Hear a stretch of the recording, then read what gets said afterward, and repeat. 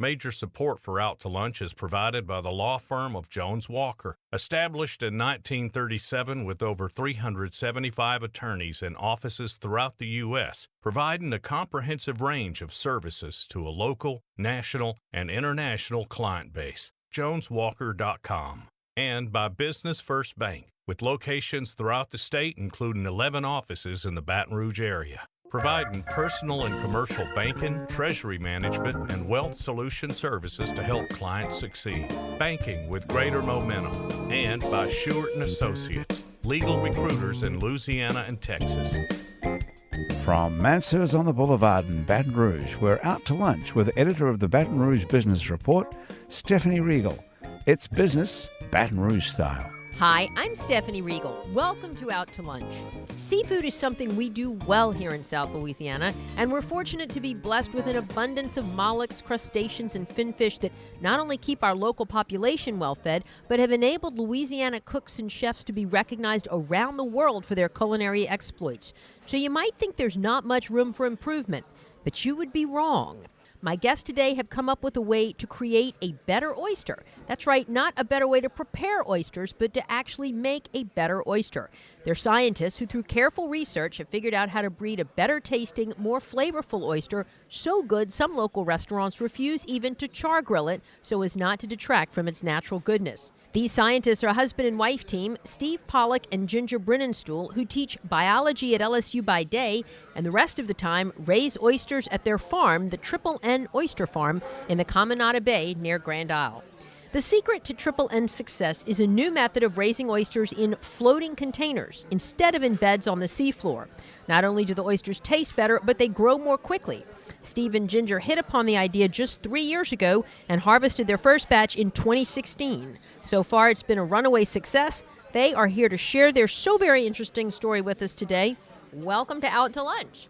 And to Mansurs, a restaurant that is familiar with your very wonderful oyster. So everybody wants to build a better mousetrap. How did y'all figure out how to build a better oyster? Well, I don't think we'll take full credit for it. We can't take credit for that. The oysters we use are actually proprietary oysters. Okay. The method to make those oysters were actually patented and protected for 20 years, and that patent is just let out in March. Wow. So the oysters that we use are called, in common terms, seedless oysters. Seedless. Seedless. So they don't waste any time producing any of the milkiness that you usually see in a wild oyster, especially through the summer months. They don't waste their time producing gametes, so they don't waste any time mating. So they kind of sit in our cages so they're floating. like eunuch oysters, sort of asexual oysters. They're like asexual oysters, Gotcha. so they don't produce any of the milkiness that a lot of people don't enjoy in the oyster. And because they don't convert a lot of their winter meat into the milkiness, they stay fat and juicy all summer long, and that's the true niche market for these. Gotcha. We actually did not produce that or the technology, but we use that technology to market a superior oyster, especially through those summer months when traditionally those oysters aren't eaten. Right. And so these particular oysters, they were proprietary. I mean, this was like a genetic thing that somebody hit on 20 years ago. Out here in Louisiana or out of state somewhere else? Up in the Northeast. There was one group, I believe, out of Maryland, and there was another research group out in Washington State, and they both came upon this idea of producing a triploid oyster, and that's the semi-sterile oyster that we're talking about. And shortly thereafter, they patented the process.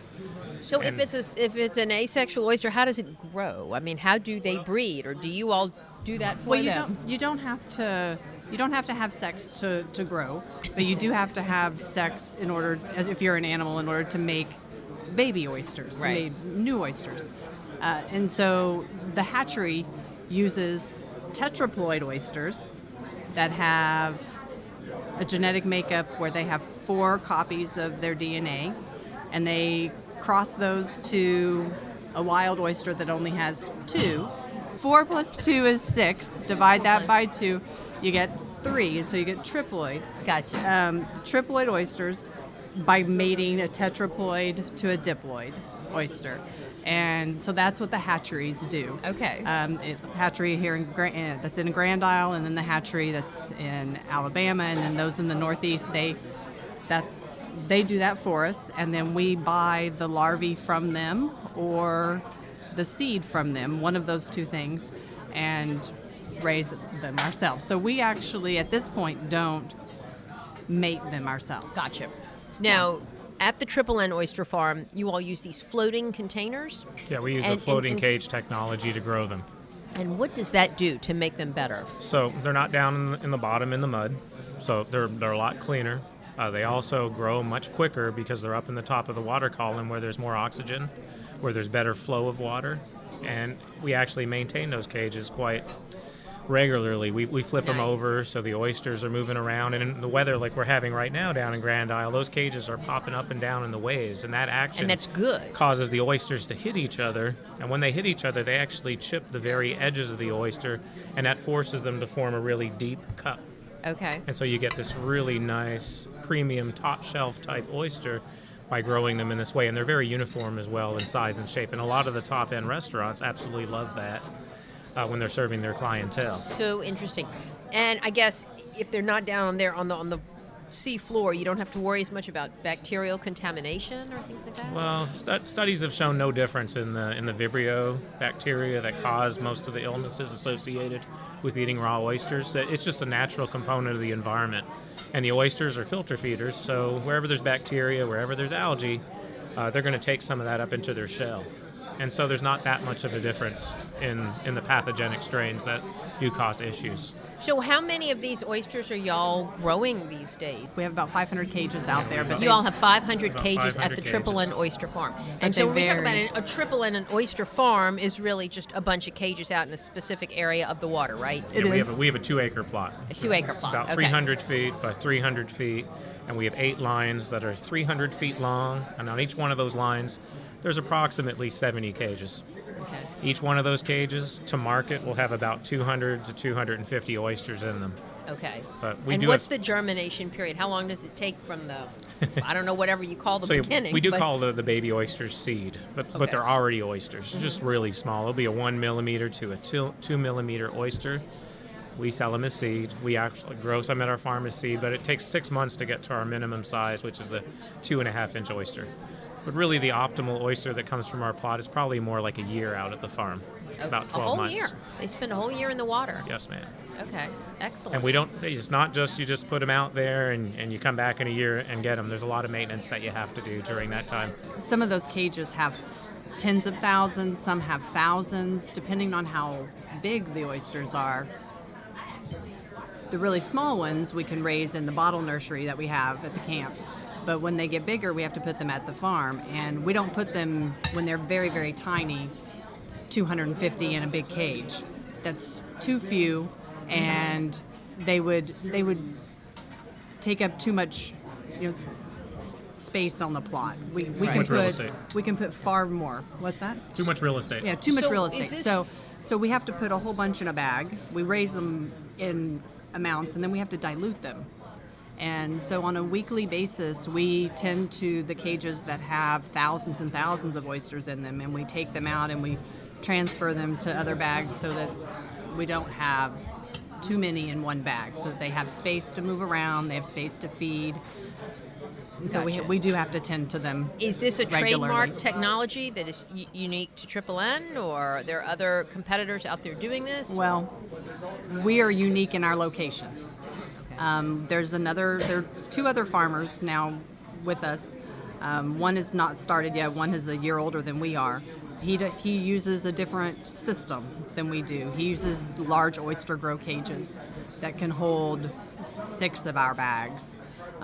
He requires a crane to lift, and it's a very much bigger operation. Ours, though, our first system failed. Okay. The first year we were there, we had a system in place that worked great in bays of North Carolina and maybe Alabama, but the conditions where we are, the waves, the currents, we had no idea. The winds, the cold fronts, how So the little strong. oysters just didn't grow? Oh, we lost cages. The ropes broke free. We Wow. realized really fast that if we didn't do something quick, we were going to lose everything we had, and so we sunk them all. We put them right on the bottom. And that took a lot of physical effort over the next several months to pull them up one at a time. And so you two to actually create a new system. Go out there and harvest. Y'all are the farmers, and you go out in a little boat and then get in the water and do all this yourselves? Oh yeah, Yes. I'm out in the water 4 days a week probably. Do you enjoy that? doing the maintenance. It's nice and quiet, and dolphins come by, and birds fly by, and the Arctic birds that have come down now follow you around. They don't know you. And, they don't know you, How so they far- come right up to you. How far offshore are you? well, we're really close to the island itself. Grand But Isle. it's about a 5-mile boat ride from our property, and it's about a mile away from Grand Isle. It's in a protected little area where there's an island to the north as well. So when we get these really strong cold fronts that are coming in, that north wind actually is buffeted a little bit from hitting our cages. Interesting. But losing cages is an issue. But if you talk to a crab man about his crab traps, they lose dozens of cages a year. It's part of the Sure. It's part of the deal. So Do you all actually own the sea bottom at your farm, or No, you it's- lease that? we lease it from the Port Commission of Grand Isle. They're 2-acre plots. It's really, really cheap. It's $200 for 2 years. And they take care of all the permitting, so they already dealt with the Nice. Corps of Engineers, the Coast Guard, and the Department of Wildlife and Fisheries to allow us to use that area to farm oysters. Okay. So specifically there for off-bottom oysters. Yeah. floating cage culture. Now we've started a second business, which is an oyster nursery. And at that nursery right now, we have upwards of hopefully 3 to 4 million 3 to 4 million. baby oysters right now. Wow, And that's a lot. most of those are leaving the state of Louisiana. Most of those are going to Florida. And then presumably growers there will utilize some sort of floating cage technology Yes, or ma'am. something. Exactly. Why isn't everybody growing their oysters this way? I mean, if the world has figured out now how to make better oysters, Well, in Louisiana in particular, there's a huge on-bottom traditional Sure. culturing method, but they're not as good. but they're cheaper.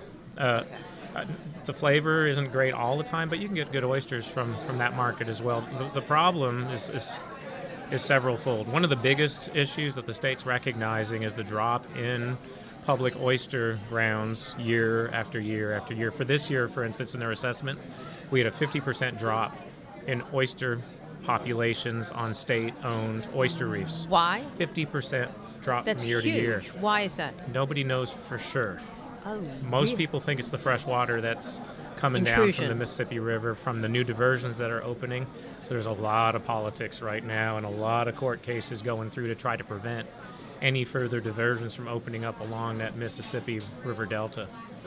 But there's also pathogens. The oysters get attacked by bacteria, by Sure. viruses. They get attacked by all sorts of infectious organisms. They get eaten by black drum. There's oyster drills. There's these really cool The black little drum snails. will eat the oysters even when they're in the Even shell. bigger. Oh, yes. They'll take a whole huge oyster in their mouth and they'll get it down into their throat and they can crunch that whole oyster shell and devastate Crazy. areas. So that makes it really hard to put forth an effort to re-establish Louisiana's populations. There's also little snails called oyster drills. Down on the coast, they call them bigonos. They're actually really good to eat, but if they get onto your oysters, they latch onto them. They have a little acid sac inside of them, and they actually excrete acid into that part of the shell of the oyster and make a really nice, fine hole through which Wow. they then suck that oyster Wow. meat out. In order to get in our cages, Uh-huh. those snails have to crawl up our lines because our cages are floating, and the oyster or the snails themselves don't float. Part of their stage does, though, or can, but they can crawl up. They lay their eggs on the line, and then they make their way at some point into our cages when they're incredibly tiny. And so when we go out and, one of the reasons we can't just take our oysters, put them in a bag and leave them out for 6 months, we'll come out and we'll come back and they'll all be dead. We Wow. have to check them. We have to take out the blue crab that hang out in our cages because they also get in when they're very small, and then they can't get out once they grow too big. Who would think that And a the snail snails was do so too. sophisticated? And so Yeah. the snails and the crabs both prey on the oysters. And they do that not only in our cages, but they do that in the wild. And when they're in the wild, there's no protection. There's no someone coming along and pulling them off and diluting them. You're listening to Out to Lunch. I'm Stephanie Regal. We're visiting with Ginger Brininstool and Steve Pollock of the N Oyster Farm. We'll be right back after this very short break. You're listening to Out to Lunch. I'm Stephanie Regal. We're visiting with Ginger Brininstool and Steve Pollock of the N Oyster Farm. Steve, are there oyster thieves that you have to worry about? Human thieves? Anybody I hope steal not. the cages? Not yet. Not yet. But that's Yeah. definitely a problem with the public grounds. Right. people do go and steal. So- But the public grounds, getting back to your original question, there's still a huge market for sacked oysters. Oh yes, we get They're asked still- all the time. So it's just different. So people come by our property. We sell them right from our property in Grand Isle. And it's, well, how much is it for a sack? And so we have to educate them right off the bat and say, well, we don't sell them by the sack. We sell them by the count. So then he's just, well, how much for what you'd have in a sack? And I was like, well, it just depends how much you want. If you want me to count out 50 oysters for you and throw them in a bag, it's $50. So we do. So these we are do $1 an oyster. And how does that compare to what a regular? That's our same wholesale price to the restaurants. And the restaurants obviously have to mark that up. Sure. But how does that compare to what a regular oyster Oh, a would regular sell for? oyster, if they Yeah. buy a sack of oysters, the price this current fall during Thanksgiving for about 70 oysters, a half sack of oysters would be $50. Wow. So it's really these not are- that different, really. And all of our oysters are going to be live, they're going to be clean, they're going to have a superior flavor to them, and the meat a superior texture to them. So what are the economics for y'all? I mean, is this a good way to get rich quick scheme? The farm itself is pretty tough. The farm, the equipment, just on the onset, several tens of thousands of dollars. The work, especially as a 45-year-old man, it's not in bad shape. Every day I wake up after I work the farm and I'm sore. You're sore, for really? days. A younger individual, maybe in their 20s, they'd have an opportunity to really get in and start. And they're actually opening up a new mariculture zone right near Grand Isle, where they're going to be looking for people, hopefully some locals as well. That's one of the issues we've had in trying to get the local people to pick up on this and actually benefit from these farms that are just off their coastline. It's literally a boat ride away for them. So interesting. So how did you all decide to do this? I mean, you all are both scientists at LSU? So prior to August, we were both instructors at LSU. Okay. And you're not anymore? He resigned in August. We had our second part of our business, the nursery part, succeeded very, very well this summer. And that allowed him the luxury of trading jobs, if you will. Okay. So becoming an oyster nurseryman and farmer full-time. And I kept my job at LSU. I love teaching. I think it would be hard to remove that from me as a person. And so I kept my position, and he's now a full-time commercial oysterman. But when you were, experimenting with this methodology a few years ago, what made you want to break off and do this? So it came down to I read a lot, and there's a little local newspaper that's made available in the grocery store down there on Grand Isle, the Lafourche Gazette, and I picked it up one day and I was reading it at the kitchen table, and it had a little section saying that they were leasing water in Caminada Bay to anyone who wanted to try to cultivate oysters. And I looked at my husband and I said, I think we could do this. And I'm pretty sure that's the exact words I used. Yeah, I think we can do this. And he kind of looked at me, and then I was like, really? I think we could. And so then he started asking questions, making phone calls, looking into it, and not every door opened, but a lot of doors opened. It was easier than you thought to get into And it. so, and financially it wasn't unreasonable. We used a small business loan, and which we've since paid back in full, so that's been nice, good. And our own personal money to start. So we didn't get any investors. It's all been our doing. We didn't borrow any money from family or friends or anything like that. We took it upon ourselves to say, if we succeed in this, it's on us. That's if great. if we fail, it's on us too. So great. And it's worked out. Yeah, doors have just kept opening. There have certainly been people that have said, you can't do this. You're not capable. You're not in the right place. We've definitely had naysayers. We definitely had, but we've had far more positive people. And you've had success because you're and doing great with the restaurants. And so Yeah. we're looking at this Yeah. beautiful plate of them right now that they just brought us here. I'm excited. And they certainly look beautiful and plump. Clean. Now, is this the group you harvested yesterday? Steve, you I'm pulled not these sure. out of the I'd have water? to ask Chef Motto which ones he used. It's either from last week or from yesterday. I hope- We deliver once a week. Okay. And last So- week's were great, and they can last upwards of 3 weeks. Can they? Yes, ma'am. And how do you keep them? How do you keep them so they stay fresh for a week? You just got to keep them cold. Just cold. By law, we have to keep them under Refrigerator's good 45 enough? degrees Fahrenheit. Okay. So, would you like to try one, man? Sure. They're we'll try so good. one. Sorry I didn't offer you. No, that's okay. We'll try one. So the best way to try them is just like that. Just plain. Yeah, and chew them. That's my favorite. You get the flavor. I mean, put anything on it and it's still good. Matter of fact, so we also sell our oysters through Jolie Pearl, and that oyster bar downtown was our first Those are place. wonderful. Wonderful. They really are. So what's the acceptance been like from the restaurants, and what's the market like here for these oysters, and are y'all making inroads in New Orleans and elsewhere in Louisiana? So, a lot of the other farmers already sell to New Orleans, and Doing the same thing. I grew up in Montreal and Toronto, and I hate traffic.